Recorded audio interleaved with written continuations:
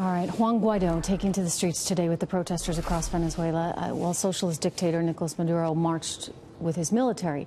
It was all in a desperate attempt to show that he still has the backing of the armed forces. Now, amid all this pomp and circumstance, Nicolas Maduro admitted he would be willing to negotiate with the opposition, but they're not so keen on it. Breaking right now, I just got off the phone with Juan Guaidó, who says he's not about to enter into false negotiations. I also spoke with his representative here in the United States, Carlos Vecchio, who took it a step further tonight by saying, and I quote, "The only thing that we want to negotiate is his exit, and we will not participate in a fake dialogue."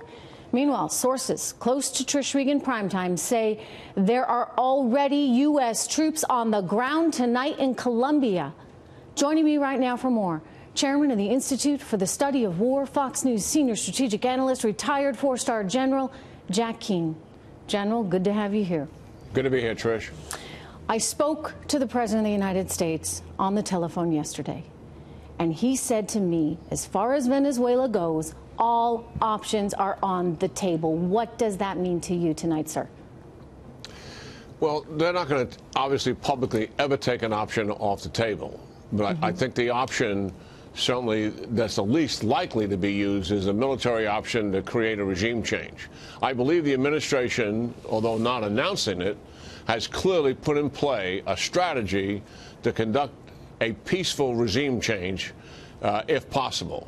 And that is to so strangle the Maduro regime. Obviously, the contrast we saw in videos today, Maduro with military, Guaidó with people, those are the source of strength for both of those leaders.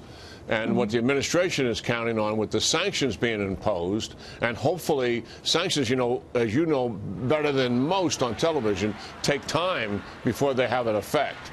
But if we can cut off all the Citgo profits that would normally go to Maduro and do that quickly, that will start to have an impact on him, particularly if he has difficulty paying his military and other people that are loyal to him. So let me ask you about this, because the rank and file, they like Guaidó. I mean, they're looking around at their families and their livelihoods and their trajectory, and it's not good. I mean, 90% of the population, they're living in poverty. It's not a recipe for success, nothing any of us would ever want. And by the way, it didn't used to be like this, right? Back in the 1980s, it was the highest per capita income in all Latin America. So they're saying this is no good. But you got the top generals surrounding Maduro, sticking with him. And is it really coming down to them? I mean, the top generals have that kind of influence over the rank and file? Yeah, because they're paid off. They're fundamentally corrupt. They've committed war crimes, and Guaido's doing the right thing by saying, you know, I'll give you amnesty, and I'm not going to punish you. I think there has to be much more involved than that, even the United States getting involved to provide them some kind of assurances to weaken and sever that kind of support.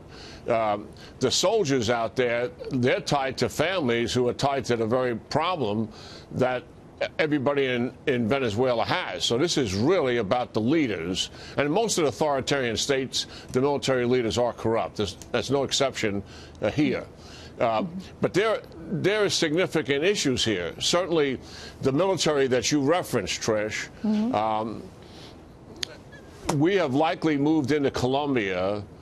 I take it on face value, the revelation at the press conference about 5,000. I don't know what that number is, but to give our audience a frame of reference, they're not there to conduct a regime change. They're likely there to protect American assets, particularly those in the embassy. If something goes beyond what the Marines and the security forces that are there can handle, they can move them very quickly in there to secure them. If a military regime change in Panama to oust Noriega was 26,000. A regime change in Haiti to oust the military dictator there was a coalition of 28,000. So this would take a sizable force, and we would see that force moving into place likely, even if it was done with some degree of surprise. There would be some sense of it. Okay. All right. Very quickly, because I'm getting the cue on time here, but the Russian plane showing up empty, sitting on the tarmac, reports of more than $800 million in gold being moved out of the country. Does that gel at all with maybe Maduro thinking he's going to get amnesty off in Russia or Cuba or somewhere else, and he's trying to hide his money? Well, that could be a very good sign, not a bad thing. And there are things that are taking place in squeezing Maduro, Trish, that we're not privy to. Remember, we got a Central Intelligence Agency here that's pretty highly qualified and has all sorts of contacts inside of Venezuela. So you got to assume that they're working this effort on behalf of the president's direction to get Maduro out of there, and hopefully without having to fire a shot, is what the intention is here. That's what we all want. General Keane, thank you very much.